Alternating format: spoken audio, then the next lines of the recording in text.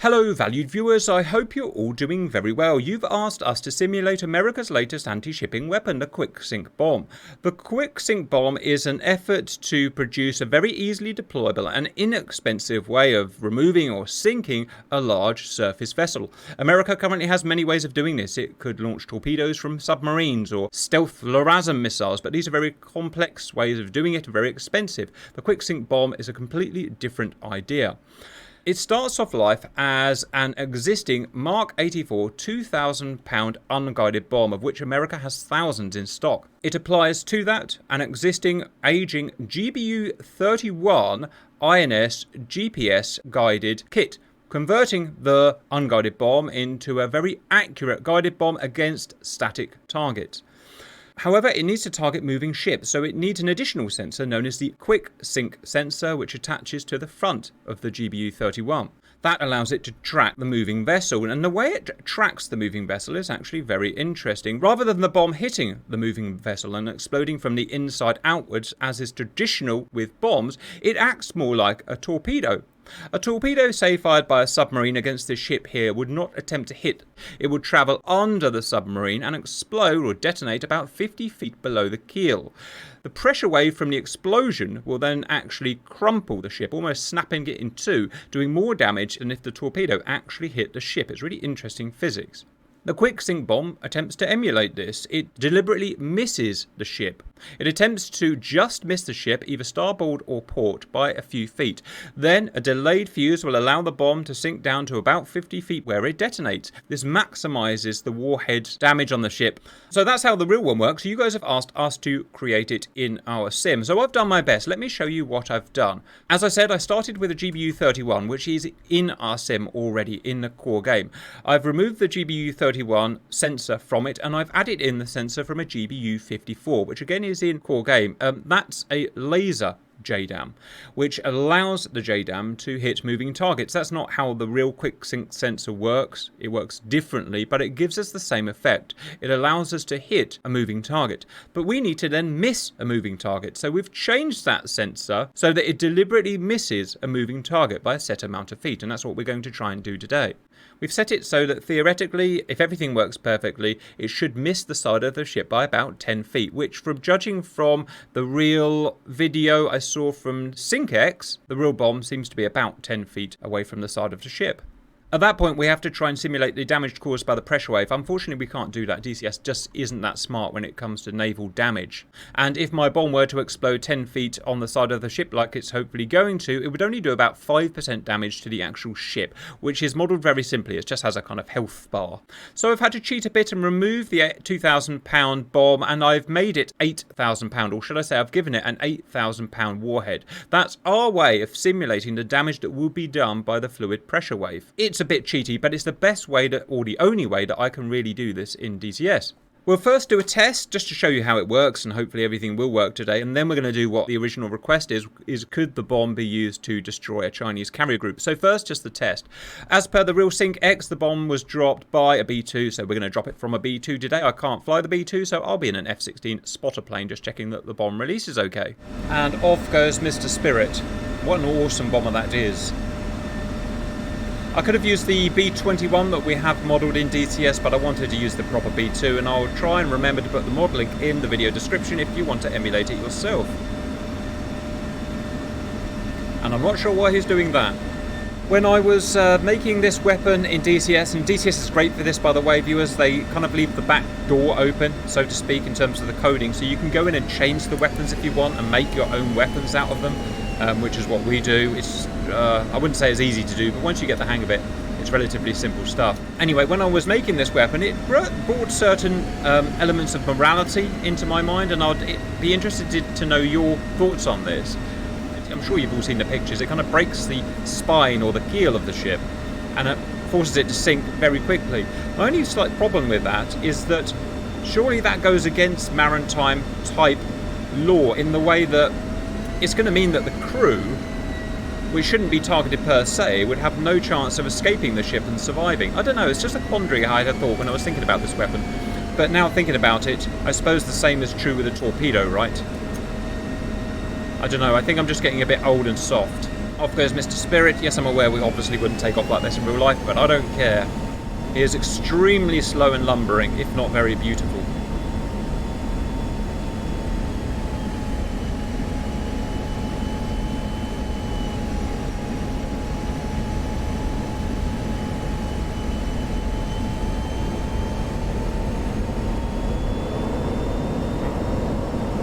And that's why you don't do this. Massive wake turbulence.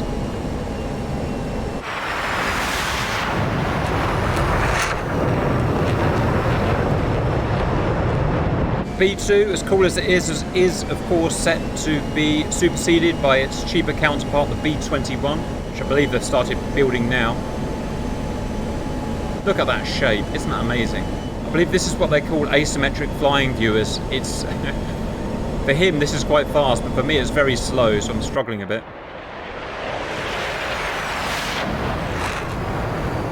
B-2 has proven to be absolutely amazing. I think it's got the world, no, I know it's got the world's record for the longest bombing mission. We did actually try and emulate it at one point, although, you know, doing it in a bit of a silly way.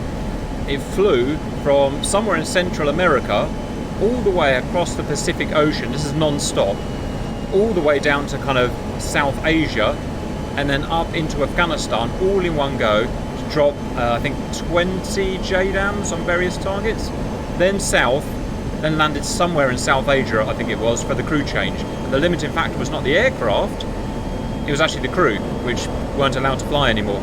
Then the new crew flew it back to America. I mean, that's amazing. Over 15,000 miles that bombing mission was.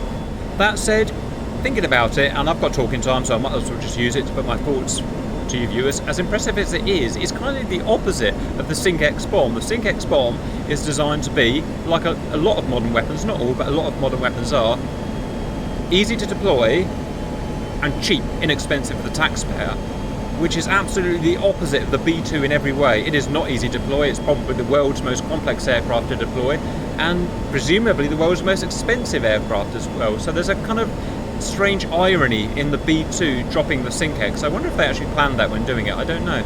Because they could have easily used a Super Hornet or something to drop the bomb.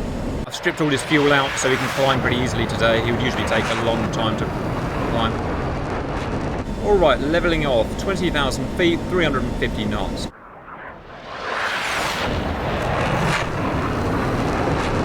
Oh, the bomb bay doors are opening. Right, here we go. Wow, that was quick. Really quick. Right, all I've got to do is stay out his friggin' way. Bomb away. It didn't drop out of his bomb bay. That's my fault, viewers. Put the bomb in the wrong place. Right, that's it. Turn away. Autopilot on. Bomb away. We've just left it looking like the GBU 31. We haven't bothered changing the model, viewers, because we'll probably only use this once, to be honest. But imagine it has a fancy kind of hat on the front, which contains the electro-optical and or laser sensors it uses to target the ship and offset slightly. You'll see a funny wiggly movement it does to deliberately offset itself from the ship. And remember, we've given it an £8,000 warhead to simulate the effect it would have had, and I will try and shut up now for 5 minutes.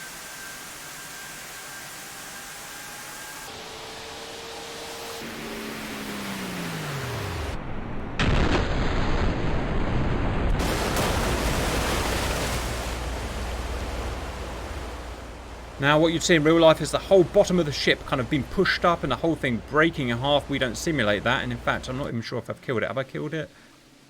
You'll just see it kind of slowly grind to a halt and maybe sink if we've killed it fully. And we have! How about that? Beautiful. Right. That's pretty good. I mean, it's pretty simple the way we did it, and it's not particularly accurate in the way we had to cheat, but that's the closest we can get to QuickSink, viewers.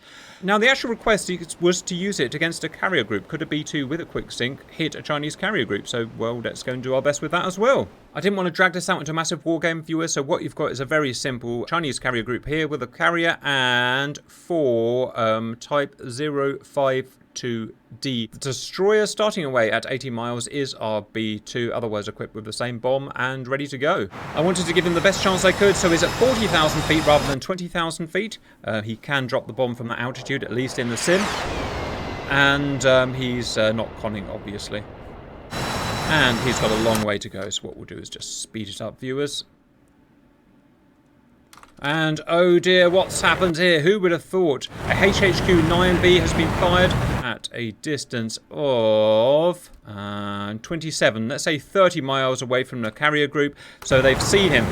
Why is that, viewers? Well, I had to set the radar cross-section up as I do for all aircraft, of the B-2. I searched, I basically did a big Google search, and I used the average result that I found. I will show this image here. It shows a best case of 0.05 square meters. I've seen everywhere between 0.75 and 0.0001. And so I've gone what comes up as I think they call it the median average, which is 0.05 on the internet. Again, all of these are classified. There are no known radar cross-sections of any stealth aircraft in the world. I've plugged the 0.05 in, viewers, and this is when the Chinese carrier group shoots at 30 miles, which is probably about right. If that radar cross-section is right, 0.05, then 30 miles sounds about right for a modern, large, powerful sensor. And I'm afraid he's not going to get within range of his QuickSink. The QuickSink in our sim has a range of 15.15 miles, which is the same as claimed in real life. And my apologies, no one likes seeing a broken spirit, guys, but I've just gone where the data's told me, and that's where the data's told me, and that's where he gets shot.